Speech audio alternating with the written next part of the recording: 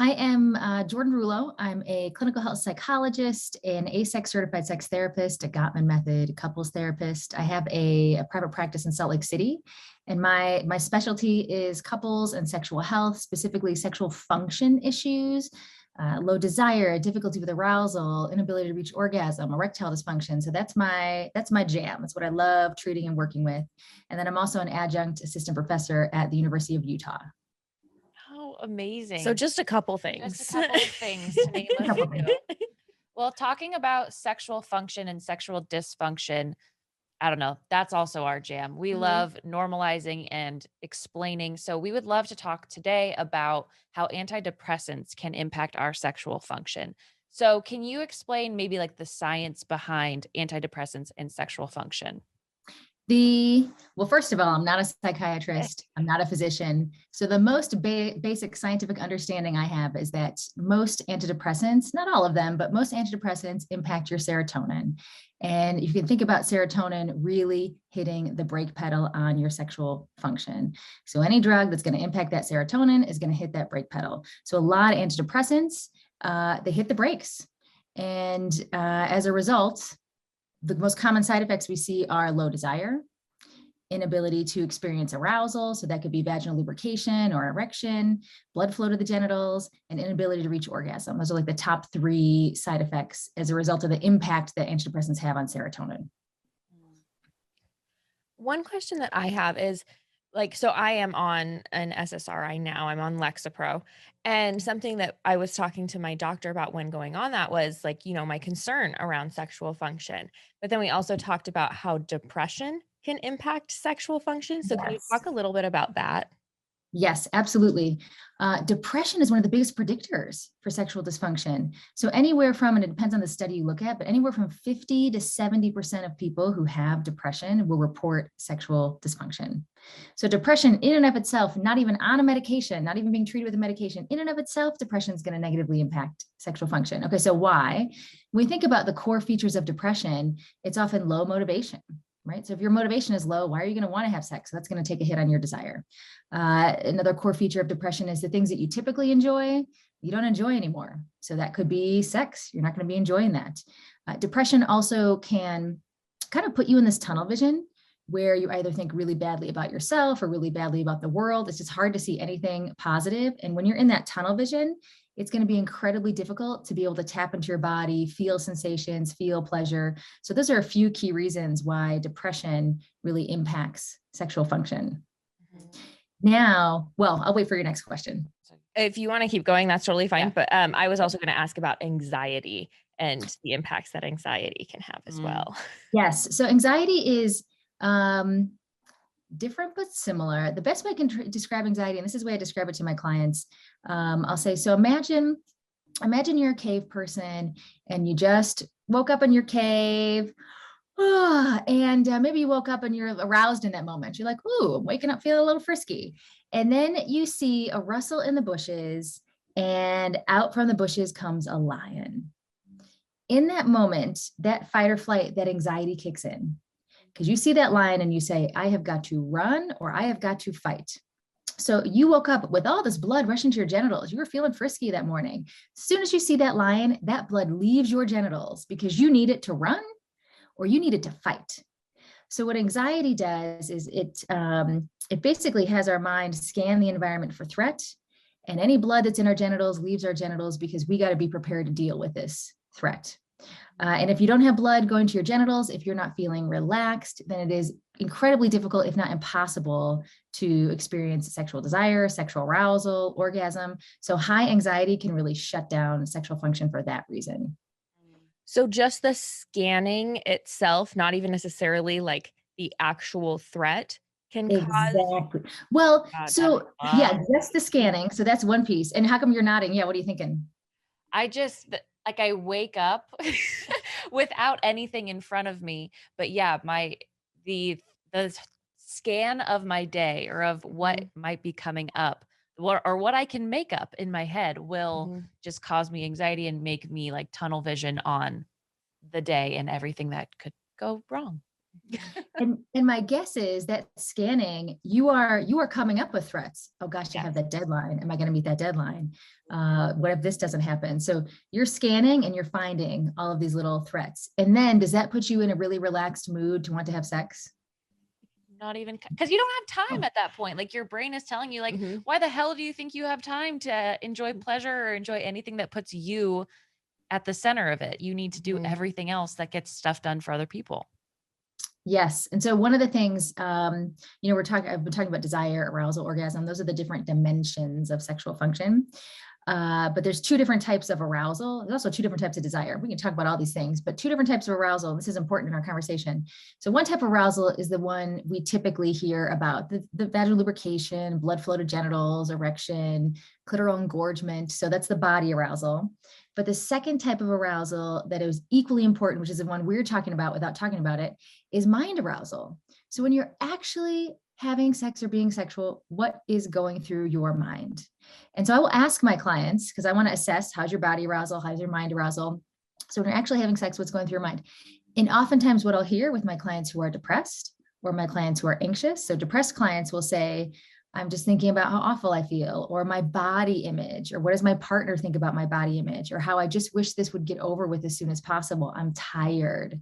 My anxious clients are going to say, I've got a lot on the to-do list. I am running through the to-do list as I'm having sex. So if you're thinking about those things, how bad you feel about yourself or your body, or you just wish it was done, or everything on your to-do list, imagine how that impacts how sexy you feel, just how in the moment you feel. Imagine how that impacts your ability to attend to any potentially pleasurable sensations. Like you're not there. You're not in the moment. You're out of the experience.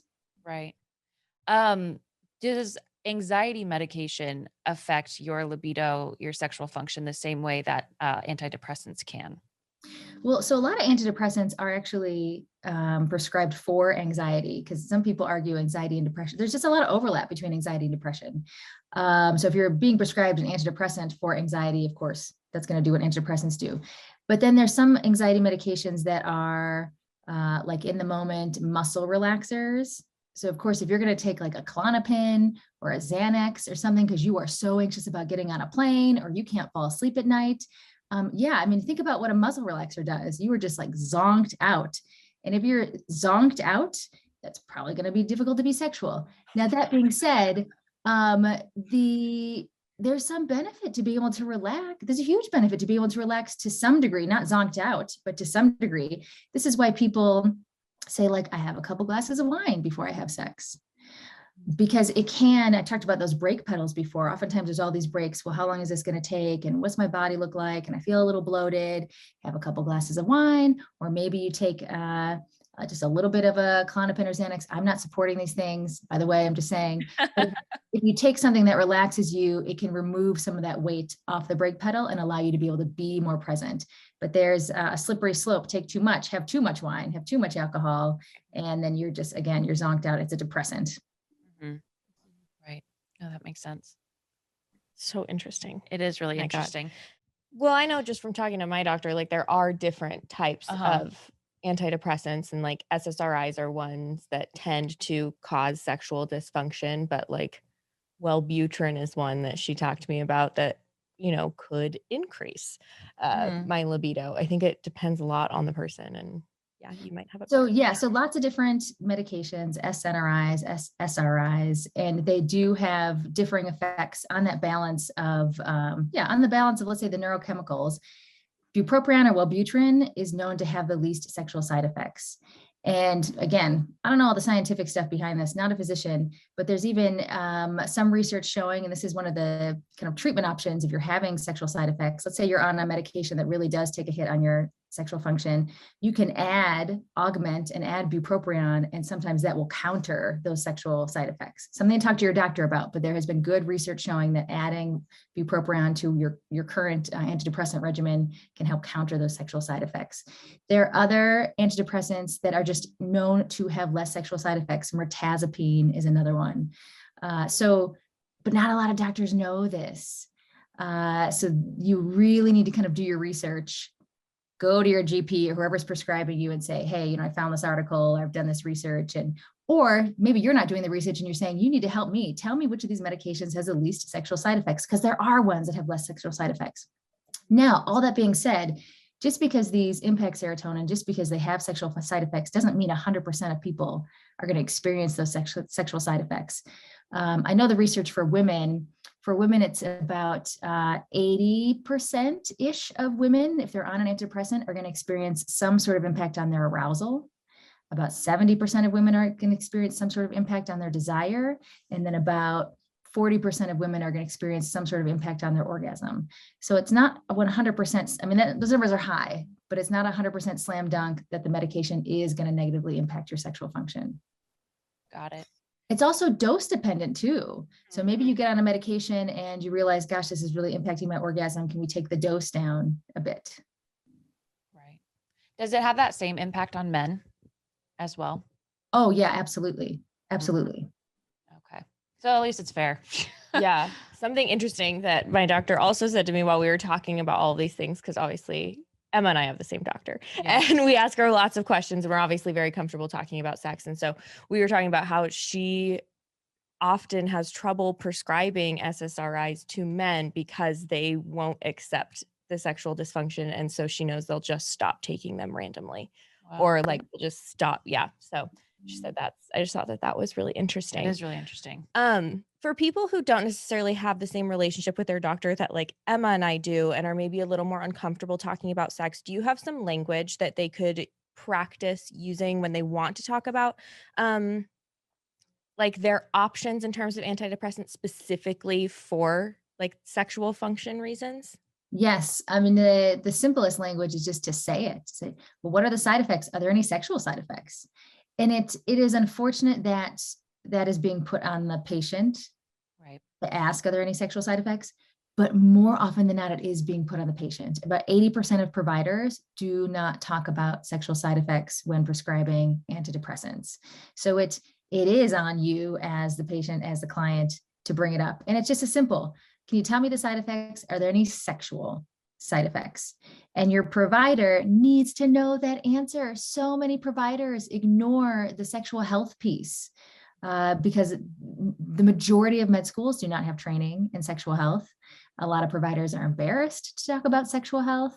They just assume the patient's going to bring it up. But it is their responsibility, if they don't know the answer, to then get you the answer. Do you have any advice for people who are like struggling with this identity of like, before this medication, I felt like a really sexual person, and now on it, I'm not at all? Like, we got a question about that, of just like how to deal with that shift in who you felt like you were before medication. Yeah. And so there's a variety of different options to take. So you feel different. One option could be, well, then I want to change this. Can we lower the dosage? Can we find a medication that's going to have less sexual side effects for me? Can something change? And so those are a couple options. Lower the dosage, find a different medication. There are some behavioral options to try to change this as well.